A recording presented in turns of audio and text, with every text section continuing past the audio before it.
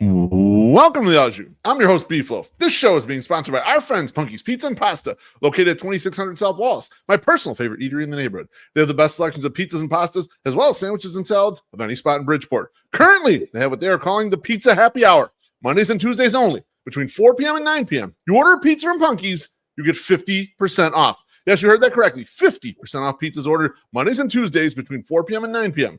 How in the world can you get 50% off the best pizza in Bridgeport? The Pizza Happy Hour. Hit the website, punkyspizza.com, for all your carryout or delivery needs, or to cater your next party. You can also call 312-842-2100. The Scarlotta family will take care of you. Punky's Pizza and Pasta. This show is also powered by you, loyal 108 supporter. Please subscribe to our YouTube channel. Feel free to tickle the undercarriage in the process. Like, comment, turn on notifications, and most definitely super chat, because that's how we get paid. That's how we continue to make the content you know and love. Tonight's guest.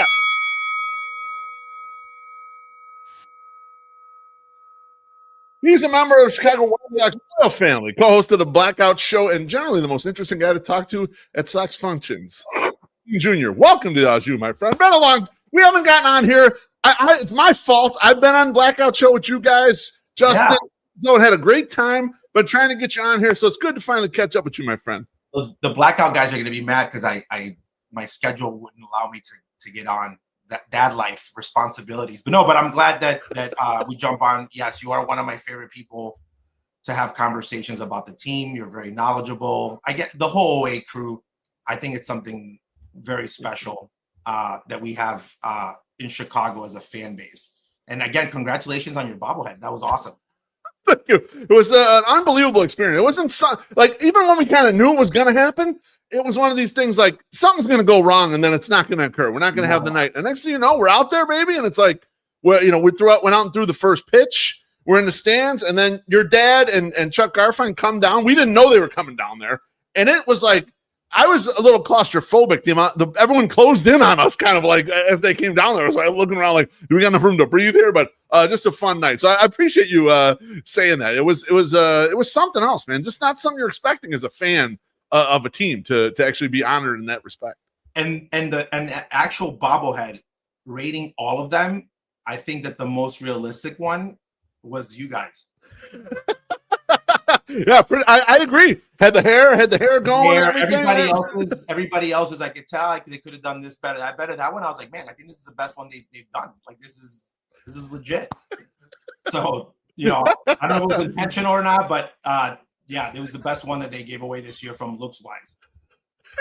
Kudos to Mike Downey and his team for designing that well. So, I've been wanting to get you on here because we've had a couple conversations. We had a couple conversations back in the Pedro Grifol era, in which you and I, we were 1A and 1B on like, that ain't the guy. We kind of knew it right away. And when bouquets are being thrown by the mainstream media, we're like, that ain't the dude. And so we've moved past that era, and Will Venable gets hired ahead of the 2025 season. And I wanted to ask you, what are you seeing as like the biggest stark differences between going from Pedro to Will Venable in this era of his being the manager?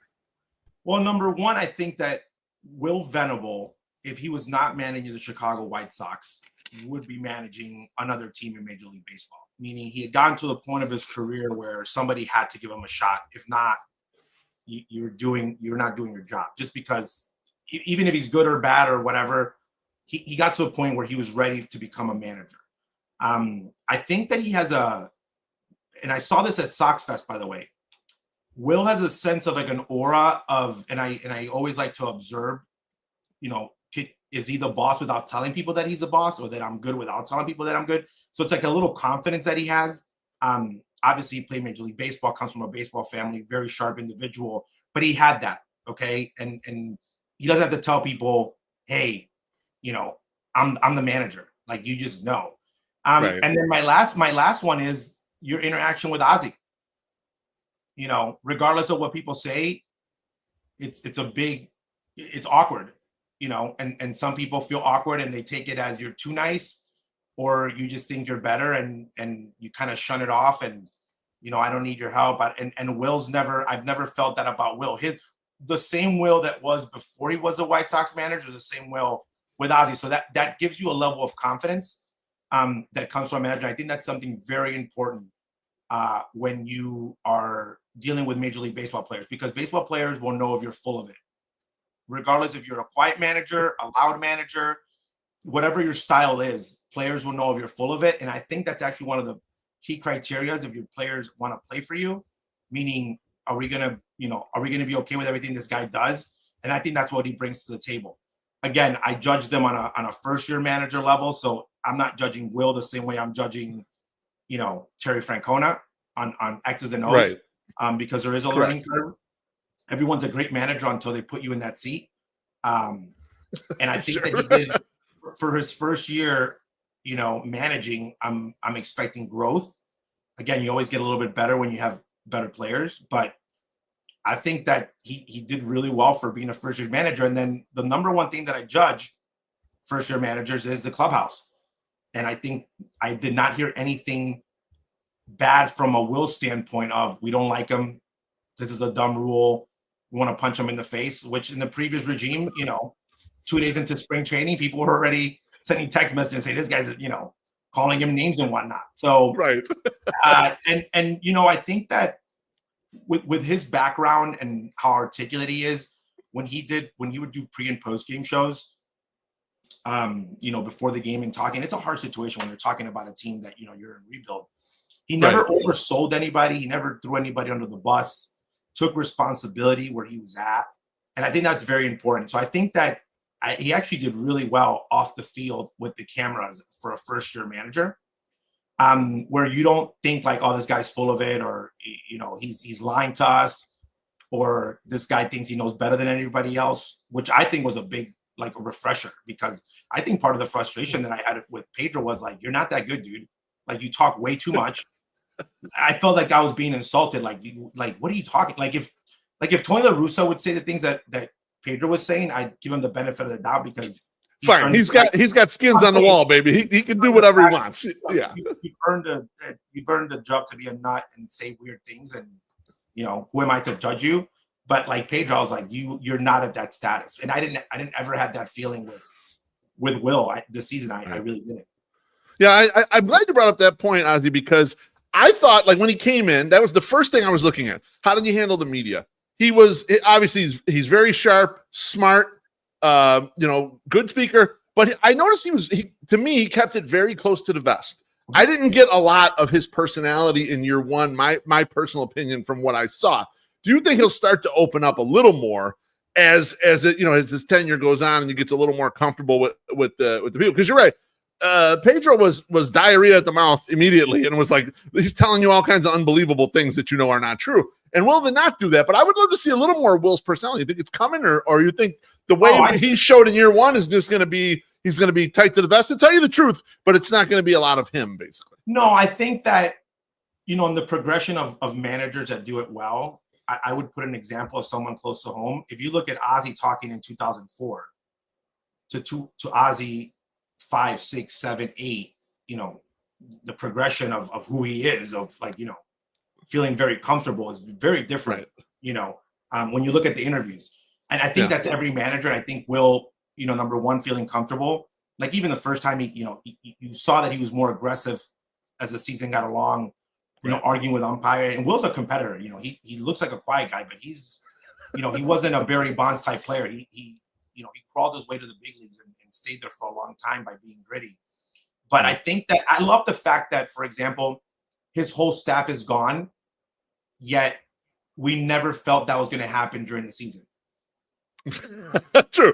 Awesome. That's absolutely true. Yeah, it is a good feel. Because you usually feel that tension of like, I don't like my pitching coach. I don't like this. I never felt that when the season ended. I was like, all these guys are coming back, because I haven't heard rumors. So like, playing it tight to the chest was very good. But I think that he won't overshare, because I don't think he wants credit to be like, I brought this guy, or but I think we'll see more of his personality in game, like showing us when he's unhappy.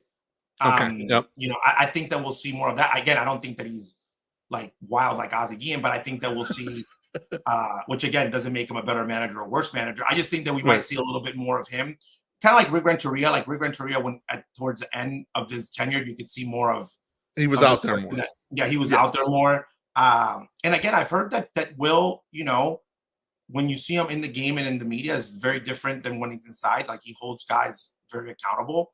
But again, different styles. He's not going to, I don't see that Will's going to call somebody out, in front of everybody. But guys, guys get reprimanded. Guys, they were told what to do, and he showed it in his lineups. Guys that are his style of play are there, which is a style of play that I like, regardless of how many wins they win or lose. And guys that really don't fit the mold, they haven't lasted very long here in Chicago. So I know that what I like about Will is that I understand and I kind of see his style. And for better or for worse, there's a plan. If it works, it doesn't work. I feel like in the past, there wasn't a style or a plan. It was just like whatever. Throw it at the wall and see what happens. Whatever book he read that morning, that's what he was going to run with. Exactly. Let me get to this. And again, Will could come, Will had the credentials to, Will has been at places where they've won. Will grew up around the game of baseball. Will could come out and I was shocked that they were able to hire him, to be honest. I thought he was the hot girl at the dance. Someone else is going to get him. How the hell did we get him? I was shocked at the time, Well, I think that the challenge, and I think that there was probably things in the negotiation, especially with a lot of the coaches being let go, that there was things that might have been promised to him of saying, you're gonna come in, you're gonna get, a 1 year, and then you can make an assessment on players and whatnot. And I think him and Chris are on the same page. I think for the first time in a very, very long time, everyone's on the same page. And no one's trying to oversell everybody on every single person. I feel like before there was groups of individuals trying to pull for better or for worse. And I think Will's somebody that listens to the group and they make decisions based on that, which is very helpful in the rebuilding phase. But yeah, I think that he gets to bring us. The only manager to ever bring that many coaches in White Sox history was Pedro Grifol. You guys know that's a fact, right? Ozzie Guillen, for example, Greg Walker was his former teammate. He didn't bring him; he was there beforehand. Don Cooper, Ozzie's known him. Don Cooper was in the team for 75 years. Ozzie knew him, but Ozzie didn't bring him. Errol Baines, Ozzie didn't. There's a lot of guys in that staff. The only person that Ozzie brought was Joey Cora. He brought one guy. That's usually what they give you. Still, Joey's still out there doing it too. I saw him last night. Yeah, still doing it. But Pedro was surprising. When they hired him, and then I saw his staff, he was giving everybody. Yeah. He had coaches amongst coaches. Which was very surprising. And then when everybody, the former GM tries to sell it, we talked about this. It's well, then you suck as a GM. Because these guys are not the best of the best. You could tell. Where are those guys hired right now? Yeah, I was gonna say they're not working anywhere. Let me get to a couple drinks here. I got my guy Pasty Taco says Viva Shoe, and he says cheers from Baton Rouge. Baton Rouge, love it. I have Dr. Pepper tonight, Pasty. It's a little later, and also Mrs. Beef is out of town on business, so it's just me and Bonita. I gotta take my daughter to school, get up early, so no no cerveza tonight. It's a school day. It's a school night. You're damn right. And then Nathan Sheba, longtime guy, says, God's got this, indeed. And if not, an 85 win season would be pretty sweet if we're all going to hell. Thank you, Nathan. Appreciate you, my friend. Hey, they've improved the improvement that they had. Again, the team was in such a hole. Okay. Yeah. I said, even before they hired Will, I said, if they improve 20 games, that's a big whoa. And that would still put them at 100 losses. But that's how deep the hole was. Because the White Sox are coming out of the worst tenure, at least in my lifetime, for sure, ever. So if they improve just as much as they did this year, next year, you got a 500 team. So that's a very quick turnaround. Then a lot of people owe apologies to Jerry about bringing Chris in. So, a lot of people are already starting to turn it around we was wrong about this thing. It's kind of funny. I think that you always have to say, I'm right, I'm wrong. And when you analyze baseball, so I have a whole file on my phone of Pedro Grifol hiring pictures on Twitter. Okay? Yeah, I remember I blogged about it and clipped a bunch of people. It's that was your reaction, huh? Let's go. And it shows how much you know about baseball and how much you're listening to the sports radio. And I love that when they're George Brett said he's a great, and I'm George Brett was a great hitter. George Brett is not a great front office guy. Right. You don't know anything, this part of it. Coach Brett screwed us on that one. But it's so because I knew the pedigree, I knew it was coming. So had he gotten that fan phase, like Will would have gotten that fan, that fan craziness. Yeah. I think that I would have understood it, and then obviously the press conference, that was just a disaster from the beginning. But again, I think that, looking back and like the way that this team is being built, okay, from where it's at now and what we saw this year, I think that me personally, I'm more hopeful that the future might be brighter, because even when they were building last time, I never believed in it. I believed that they had talent, but we kept saying they're only winning on talent. They're not doing the little things. They're not being built right. This person's this person's that. And people were like, no. Like people still think, like I talk to people and they still think that they were an AJ Hinch away from being a good team. And that to me, that's mind-boggling, because that's crazy.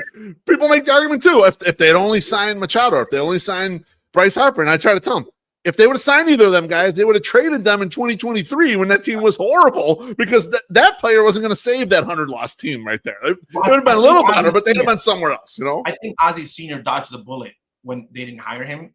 The higher power said, because the only person that said this team's not good from the start was my mom. Ibis Guillen said this team is not good.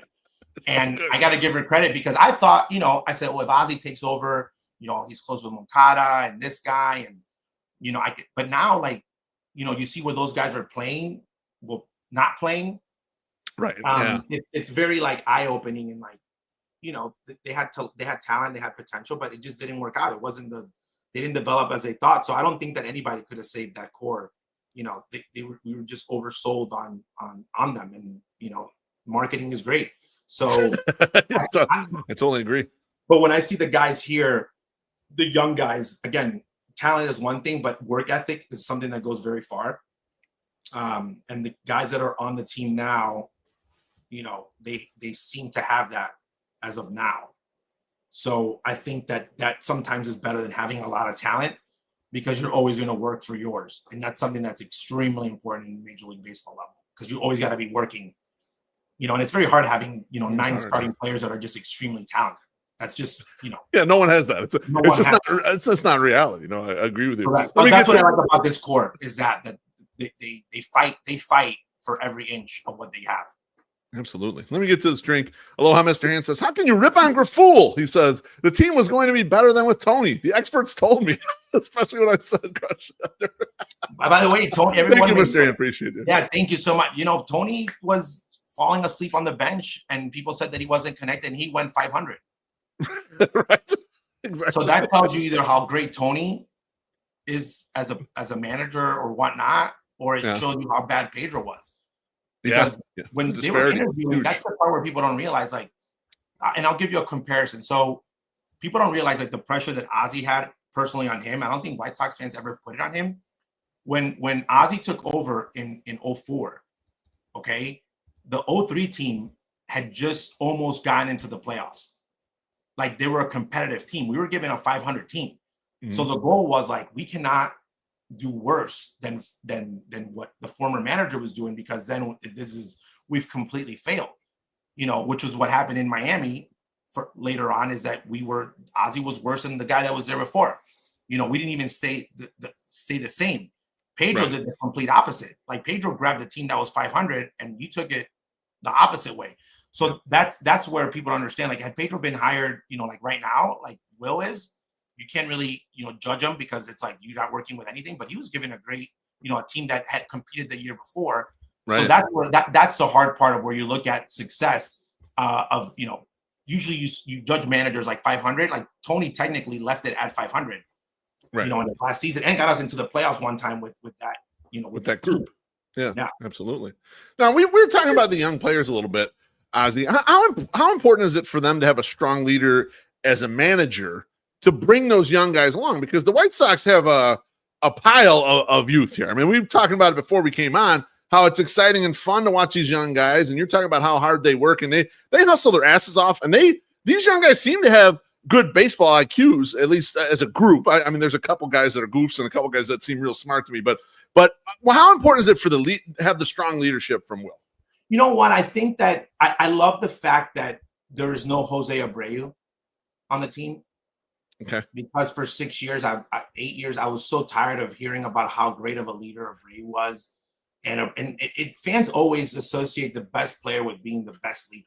Right. You know, I don't think I ever saw Paul Konerko lead anybody. He showed up on time and did his job, but he was never I never saw him snap on anybody or, right. So I've been in there and seen what leaders are. And I think that right now their leader is their manager. Will's the face of the team, and that's important. And then the young guys, I think that they've taken responsibility of their own, where they're not turning to somebody and saying, well, this is the guy that we look up to. Right. Everyone's kind of doing their heavy lifting. So that's a positive of not having a big name on the team where you're looking for that leadership. And again, you could be a leader and not be the best guy on the team. And there's guys that were there that people might not know that, we're the ones that were pushing. And that's what a leader is. You play, let's say you play Friday and Saturday, and look at the White Sox record when they be 0-2 in the series. Very rarely will they lose game 3. Yep. True.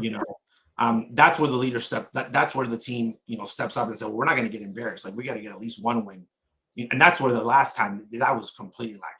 There was, they were just dead. Oh yeah. They were dead. Or when they got behind in the game, Ozzie. When they would get behind in the game in 2024, we're sitting in right field corner there. We know they're dead. We're just, let's get another round and let's wait till the fireworks. We're gonna watch fireworks after the game and it's over. And this year they're down in the 7th inning. We're like, we got a shot here. We can rally. Let's go. Yeah, I know. And especially early in the game, if they gave up a lead, game starts, other team scores 3 in the 1st inning before you're this is over with. They're not coming back. This is done.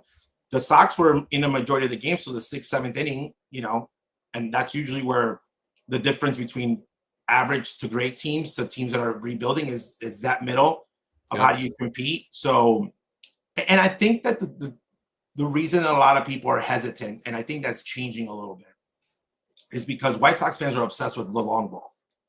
They're obsessed with home runs. That's their thing. They've had it. They've had it since Frank. Yep. And then for the next generation, it was PK, Maglio, Carlos Lee, Valentin. They hit a lot of home runs with great offenses. So this is a time where even in the years that they were rebuilding and then they sucked, they had guys that would go deep, guys that were supposed to hit 40 home runs. And in this lineup, until Colson came up, you didn't really see a guy that could go deep, that consistent. So, which kind of changed how people are like, oh, no, now we're better. It's well, they were building a team around key baseball players. And then potentially you might have to go get a bat or, figure something out. But I think that the team's just being built different than people are used to. Again, they have a plan. But I think that that's one of the reasons that there's not they're so used to having great offense and the pitching being so bad in White Sox history. Then this time it seemed that it was a little bit different, especially in the first half where you had great pitching and your offense was wait, we're not used to this. So I think that's why people were having a little hard time of saying, okay, this guy's got potential, versus this guy. With Venable, most of the complaints I've heard about him, Ozzie, are more tactical stuff. Bullpen, the bullpen this, bullpen that, or lineup. You mentioned that you grade managers differently in year one as far as X's and O's and stuff. Where do you think he's at as far as X's and O's? I think from what we've talked about so far, we have a guy who we think is compared to who? Compared to the average, let's just say year one manager, because I think that's what he's on pace. He's on pace. Okay, that's good to hear. I think that again, when you got a guy like Ozzie, Guillen, different level of X's and O's. The way that even very early on, and his coaching staff again was way more advanced career-wise than the current staff, and maybe we'll see that being changed moving forward with the White Sox. There's a lot of guys that are kind of same as Will, newer roles for them. Don Cooper was Ozzie and Don. Ozzie didn't really have to worry about the staff being ready or whatnot, and it was very easy for him to make moves. Again, different time, lefty righty, different style, but I think that on average, that he brought the wrong guy from the pen, who was he going to bring? You know, it wasn't like he had two great options. You Right. know, there was things that, you know, you could have. I think that the only thing that I was like, oh, you can't do that, was when he had the kid 1 out away from being able to get the win, and he took him out with like 84 pitches. Again, I don't know if that was Will or that was from upstairs. That's just the game today. Right. But, yeah, it's a different game, but again, you know, I think the mistakes that he made are mistakes that first year's managers make. From the conversations that I've had to Ozzie, you know, you might put in a pinch hitter too early, and then you might need him later. Yeah. That happens. That happens to veteran guys. But I think that White Sox fans have critiqued every manager that's gone there on X's and O's. They're going to critique, you know, you could have the best manager ever managing, and they're going to say, now everybody complains about lineups because their computer told them that this guy's got to hit here and this guy's got to hit there. Right. But I, you know, I don't think that we had the problem of why is this guy playing? Which was a problem before. Like we're benching a rookie. This guy's not getting enough at bats. I think that he did a really good job with a very tough situation. For example, that Teal Carroll situation, you know, not an easy one. He had like 7,000 infielders. You have Lenyn Sosa that can play short or second, but he can play first. You know, he's the best hitter that you have. So it's yeah, and he managed to get him 500 plate appearances. He managed to get Vargas 500 plate appearances. He figured out a way to do it. Yeah, you did call on that one. That's correct. So that's really hard to do when you're trying to get guys because you're developing, but you're trying to win. I remember Pedro said, "I'm not going to lose games on development," but it's like, well, the guy's hitting 110, like he's not even helping you win. Like you're going to lose, might as well lose with the young guys. But so I didn't see that. So from the standpoint of you know, bringing in. Like I remember early in the season, he brought in Clevenger, and people were like losing it. Well, Mike Clevenger, the goal was for him to become the closer so they can flip him. It didn't work out. And had he kept pitching Clevenger until the end of the season, then I said, well, Will is out of his rocker, but he didn't. Right. Moved them, brought somebody else in. So I think that from what he had, you know, you're in a rebuilding team. Your bullpen's usually not the best. Mm-hmm. You know, and then there's always somebody that's hot. And then somebody that's struggling. Yep. And I think that the part where I liked Will was that this year you didn't see guys get burned out. You know, bullpen wise, as a first year manager, that's usually the first thing that you got to look at is not burning your bullpen down, especially when they're young. And he didn't. You know, comparing to the guy before him, Pedro and May, we didn't have a bullpen. He'd have, you know, look at how many guys Pedro hurt that couldn't pitch later, injuries or whatnot. They pitch him every day. Guys would get up 5 days in a row. And I know average fans don't look at it this way, and they shouldn't because they're watching it as for fun, like how I watch other sports. But I'll look at and it's perfect where the studio's at because I get to see the pen. Yeah. And I'll see it when they get guys up and sit them down.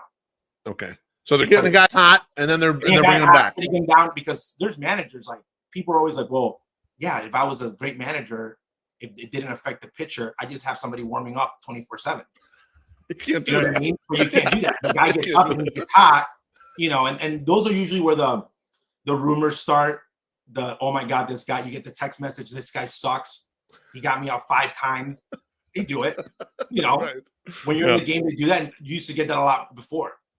Like, hey, how come you haven't pitched? Well, I've been up 7 times, you know, or I haven't pitched in 3 weeks. That's but didn't get in the game. I didn't get in the game. I got hot, but I didn't get in the game. Again, one of the hardest things to do in baseball is having pitched in 2-3 weeks and they bring you in the game, you know, finding the strike zone. So I think he did a good job of like balancing that out where you look at innings pitched and when guys were at and using them and not exposing guys that were young. I also think we got a lot of guys with bigger cojones than what we had before. Mike Vassell. I love my guy Mike Vassell. I don't know if he has good stuff, but he has big balls. I just think we didn't see like, oh, I need to save my innings because I'm young, like we did in the past. With guys that were like, oh, this guy's like in a baby pitching restriction. Like guys were just out there. And when you look at their age, you could have said, oh, this guy can't throw this much because, you know, he's a young guy. Right. That's also on the players. I don't think we had that this year, which helped Will a lot. Oh yeah, absolutely. Now speaking of the coaching staff, we touched on this briefly before. The White Sox just decided to do away with Ethan Katz, Jason Bourgeois, Marcus Thames, and Drew Butera. Per our earlier discussion, Ozzie, to you this seems like more than the normal White Sox coaching staff shakeup. What do you think is going on here? How come so much turnover with the group? And what do you expect to come back through as the stuff that replaces these guys? Well, I think that with Will, you see what guys you were comfortable with, meaning you think that there's things that are lacking within there. The part about Katz that if Bannister wasn't the pitching czar of the White Sox, I would say, well, it's definitely a Will move, but Bannister and Katz are attached at the hip. And that was a move that was not done without discussing, in his organization. Mm-hmm. So I think that they saw what they needed to see from him. And I think that they might have somebody else in mind that might be a better fit with Will. Mm-hmm. Because again, you got to have that personality and be able to do it. Katz he had good arms, and he didn't do a bad job, but do you want to wait another 6 years to say that he's not the right pitching coach? Right. So you want to get them out early, so that Will can have the guys that he's going to be with while these guys develop, instead of saying a couple years on the road, this guy's not the guy. So right. I think that those guys should have been let go with Pedro. I'm surprised that I was very surprised when a lot of people were kept on. Me too. The fact that he didn't make hardly any moves on the onset. It was a year of looking at it and then make the moves then. It was and then again, I think that, maybe Chris and the front office didn't want to just change everybody, and go with brand new guys, and then that not working out and having to fire them, on a 2-year contract or whatnot. I think he assessed, and again, this doesn't mean that those guys are bad coaches. It's just you're in a rebuild phase, so you have to try to see how you can make these guys better. The biggest surprise out of all the people being let go was the Sergio Santos one. What did you think about that, Ozzie? Because we talked about it on the One-Away podcast. We were shocked too. I hope that it was more of Sergio had another opportunity. Right. Wanted to get out and pursue it. Wanted to get out, was promised a big league job and didn't get it. So there was some riffraff. Because the last person that was let go like that was Omar Vizquel. Oh, yeah. And no one talked about it. And then we found out all the other stuff. But everybody, stuff, Merkin and all the, Sergio Santos is going to be the next White Sox World Series manager. So how do you go from World Series manager is the next best thing to we let you go? He was in all the tearful videos, Ozzie, during the year. He was part of the marketing and promotion of this team. Every guy who came in there from AAA, here's the video with him, Sergio talking to these guys, telling them they're getting promoted. That was indelibly etched into Sox fans' heads. And then they're like, wait, what? This guy's fired? He's out of here? What happened? Well, also the innocence of White Sox fans. I'm like, well, if they give you the best team in your organization prospect-wise, I would hope that you win, games. You have the best prospects ever. And again, nothing against Sergio, but that was the most surprising one, I think, out of all of them. Yeah. And then Katz. Yeah, definitely Katz. I like the point about Katz, Ozzie, because at some point I think the White Sox fan base are falling in love with this young core right now. But at some point they're going to have to do exactly what they're doing there with Katz, where Katz is a totally fine pitching coach. But you have to at some point upgrade some of these spots in order to get to where you want to go. And so that's going to happen with the roster coming up too. I don't know if it'll happen this year, but it's going to be happening in the near term where you're going to be a guy that's decent and then they flip him out of there for a guy who they think's better or to give another guy a shot to try to improve. And I think it's something helpful for us as fans to learn right now. Ethan was totally fine, but we're going to go in a different direction. We think we could do better than this. Well, there's guys in the roster right now that are kind of carrying the gap, the filler, Lenny Sosa being one of them, for example. Yep. But I'm going to be honest with you, this, and my guy Gonzo from the Blackout Show is on this stuff. We need to move Colson to third base and first base because this kid who's 17 is going to be the greatest thing since sliced bread. And I'm like, what level is he in? Oh, he's in rookie ball. Get the fight. Or the first rounder that we're going to get in the pick. Yeah, he wants them. Gonzo wants them to pick first so they can get that shortstop. Yeah, that kid is supposed to be the 1-1 with a bullet, baby. Tulowaski's a kid that's still kissing girls in high school, probably, or in college. How many prospects flop? You know what I mean? True, but also you have to realize, what you're saying, of the guys that are even here that are playing okay, you're going to have to upgrade from some of them at some point. You just know it's inevitable. You don't know. I don't know who they are. I have no clue who those guys are at this point, but eventually. No, I agree. So I think the biggest surprise for the organization and a huge win, and I've never seen a player look so bad in the minor leagues. And I think they called him up to say either make it or break it. Colson Montgomery looked like another player in the big league level. And I've only seen it in a couple times in baseball. And so, and people, I did not know that he was going to be that good of a shortstop. Me either. I was surprised. When I was watching too, Ozzie, I was like, okay, is it just that he's long and so he's getting to a lot of stuff because of that? No, he can really play short. I was shocked. So I asked one person when we talk about shortstops, okay, and that's Ozzie Guillen. The guy made a living. It's a good person to ask. The guy's made a living in catching ground balls, and he's rarely wrong about shortstop, which is funny. Lenny Sosa plays better defense in winter ball with bad infields, and he doesn't. We don't get it. It's like an anomaly. He's an embarrassment to Venezuelans defensively. It's like me defensively, But Colson. When Ozzie saw him in the minor leagues, he was like, I think he might be a third baseman so he can hit more home runs, the size. But ever since he saw him playing in the big leagues at short, he's like, this is my shortstop. Like, for me to move this guy to third, it's got to be like a legit guy because I think that he could do the job on a winning team at the shortstop position. And he never said that about Tim Anderson, even though people thought, that he was the next coming of Ozzie Smith. Right. Yeah. But the Colson is like the people that know about the position and stuff. They're like, he's a really good shortstop. So if you're going to keep him there, keep him there. I wouldn't right now with the year that he had offensively with the time that he had, I wouldn't be like, hey, you got to move to third because potentially, there might be a guy down the road that, how many guys they drafted in Ozzie's era as a shortstop that was supposed to be Ozzie Guillen's replacement? A lot of guys. Didn't happen. So I think that you let him stay there, and then you obviously bring the best talent and whatnot, and whatever your strategy is to the draft. But like for him, like he's one of the only guys that I can say, like, okay, future. Teal catching. You can move Carroll or keep him as a backup. Right. Rest the guy, but. Like when people argue this, like, well, if we put Carroll in catching and then we make Teal first baseman or a right fielder, your team is not as good. Right. Teal's the catcher. He's the catcher, yeah. Teal's the catcher on a championship team in the future.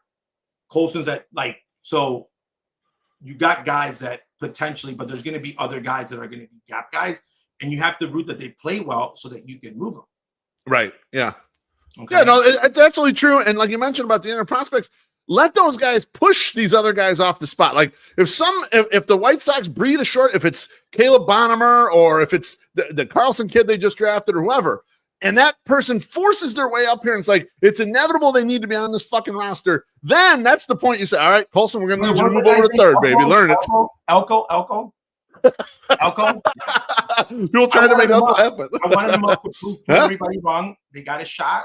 Didn't work out. So I like the Cleveland Guardians, that type of mindset. The Sox need to have that, where you see a guy like Rocchio or Gabriel Arias, who are now like the, best up the middle combination, where they send guys down. They send guys down that have been in the big leagues for a while. Right. You're not cutting it, you're going down. So I think that, if Chris is going to take a lesson from Rick Hahn, which he probably is taking more negative lessons than positive ones, we gave guys just jobs. Tim was a shortstop. Like they never had to compete for anything. And you always, your first 6 years in the big leagues, you need to feel like you're competing, right, to be on the team. I think that brings out the best players. So I think that this going into spring training, even if in the back of your mind, Will's like, this is my shortstop. This is you let him compete. You let them compete and never get comfortable. And I think that's going to get the best out of them. And I think that's why this year, when guys got the shot, they made the most of it, because you didn't know tomorrow who was going to be in the lineup or who was not. And the only guy that was always in the lineup, he got moved out. Andrew Vaughn. After Andrew Vaughn was gone, we didn't know who was going to be in the lineup. And, right. and that, I think that was a positive because a lot of guys were just giving a position just to, have it. Yeah, you're right from that old regime. And your boy Gonzo, he's trolling me now. He says Vaughn with a bomb, Andre. He's because I was long been out on Andrew Vaughn. I know he's been a big supporter a long time, and he's finally playing well in Milwaukee. Good for him. But you mentioned the competition there. We had a chance to interview Gene Watson a couple weeks ago. They had a bunch of the podcasters down in the Craft Cave. We were extremely hungover, but we still showed up and we interviewed Gene Watson, director of player personnel. And Treasy asked him that very question: are you going to continue to put pressure on these young guys, bringing in other talent, either from the minors, other organizations, trades, etc.? And he said, absolutely. They want competition. They want these guys to be competing all the time. And so he agrees entirely with you, Oz, that's got to be the mode for this group. The Andrew Vaughn situation. Okay, everyone thinks that Andrew Vaughn was struggling here in Chicago because they moved him from positions and his legs, and he didn't have a chance to develop, and the coaching staff was keeping him down. No, what happened to Andrew Vaughn was he got comfortable. He sucked in Chicago, okay, got released, okay, then got to Milwaukee, and he no longer was a prospect, and said, oh, my God, I'm 6 months away from selling real estate or playing baseball in Mexico. That's what happened. It's like when you go to, it's like when you want to be a criminal, now you have 2 strikes. Your next one, you're going away for life. That's what happened. And this guy made the right choice of saying, oh, my God, wake up call. Pantera, nobody wants you. Nobody wants you, bro. Yeah. Like there's a wake up call. No one will trade for you. No one's going to trade for like it's a wake up call. I think that for players, sometimes you getting comfortable and you thinking, I got this. Like you talk to Brian Anderson, he'll tell you, that was one of the things that hurt him was that, the team was so good that, Brian's just let Brian play center field and maybe sending him down would have helped, bringing him down. Right. And he says that he's like, I took it for granted. And then it was no longer there. Gordon Beckham, the guy was supposed to be a starter forever. His career got better once he was like, oh man, like wake up call. That's what I think happened to Andrew Vaughn, because Andrew Vaughn would have not played well.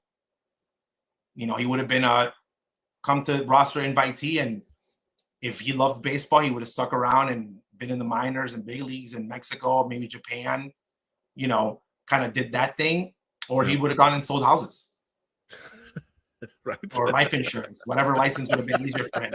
I don't think he's the brightest guy, other than baseball. So who knows what he would have been doing? Not running a hedge fund, probably not. But that's what I think. I think that the pressure said, okay, I gotta do my job. Yeah, absolutely. A couple quick ones to close us out here, Ozzie. Out of these young guys, who do you expect to take a big step in 2026? You know what? I this whole thing where people just double Colson's home runs with the at bats. Do that shit. Yeah, that was insane. That was like too crazy. What the hardest part is he's probably going to have a harder year because they're going to have video on him. So he'll have to make adjustments. But I expect him to. What I liked about him is his battle, like the way that he dealt when he was struggling, his at bats. Little Sandlot, Madrigal, the little Tanner from the Sandlot. No, not from the Sandlot. From Bad News Bears. He looks like Tanner, the racist kid.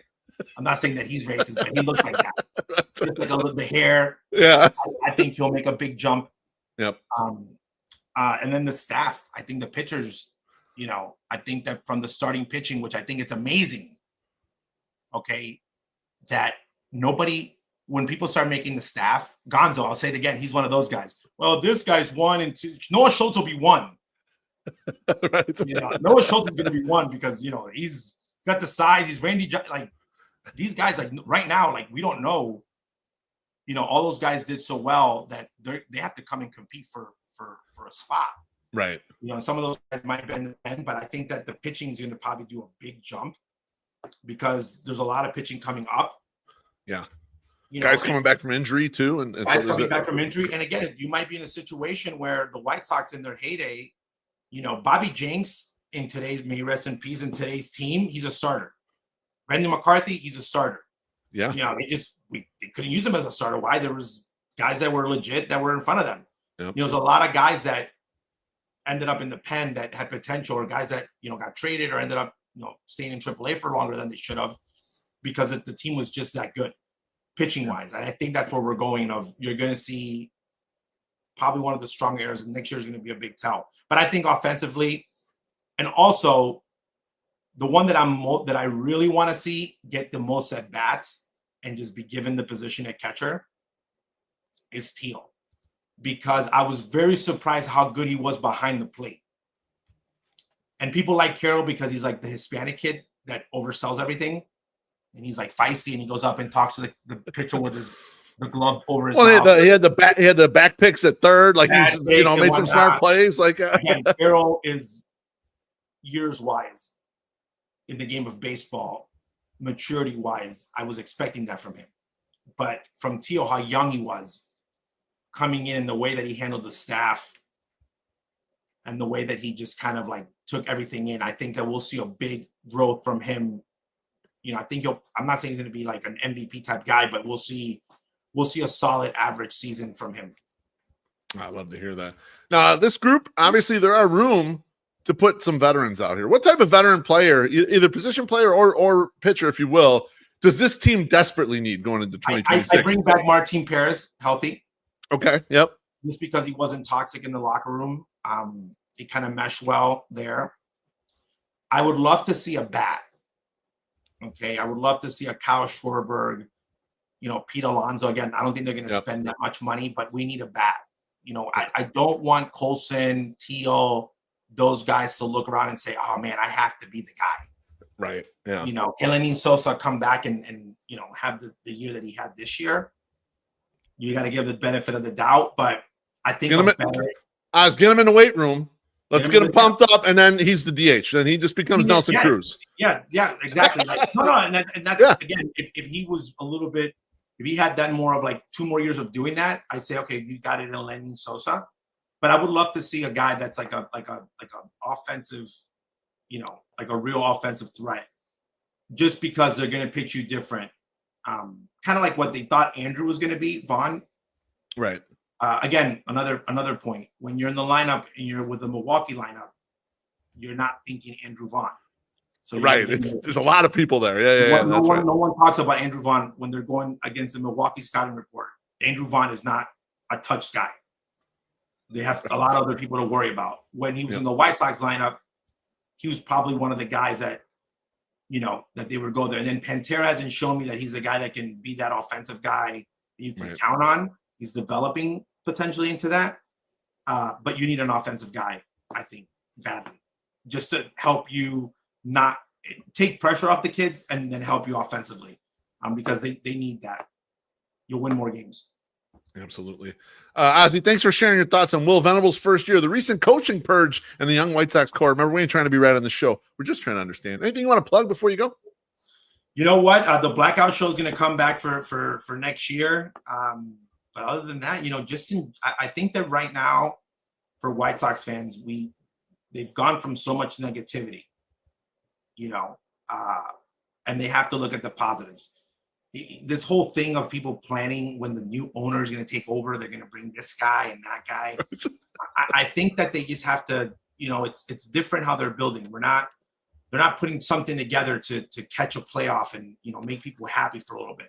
They're doing it, improving 20 games is a big deal. Mm-hmm. Okay. Did they do everything perfect? No, but things are different. The atmosphere is different. My son decided to become a White Sox fan. Yes. He loved it. I said, I'm so sorry for you. You were, hopefully you're not as miserable as your dad. And I'm rooting, obviously it's better for the post-game shows are a lot more funny when the teams win. And we want to have a competitive team. And this year was leading towards that. You're not watching the games to watch a circus and make fun of guys. Right. Yeah. Which was what we were doing in previous seasons. At least I was. I don't know what I was. Like how are they going to mess up today? Right. What impossible thing are they going to do to lose this game? Like they were doing it. 2024 is ridiculous. And it was from players to the manager to I was like, who's going to mess up this game today? That was like how bad are we going to get whooped today? Right. From that. And when I'm watching the games today, I'm not looking at that. I'm looking at the development of the players. Like, okay, this guy looks like he's got some potential. All this. And this year, the guys that they brought up, a lot of guys, the young guys especially, they didn't look like they didn't belong in the big leagues, which happens a lot. When they bring up young guys, you're like, oh my God, this kid's, this kid's like if you bring up Brandon Montgomery, for example, and I put him in the lineup in the big leagues, Right.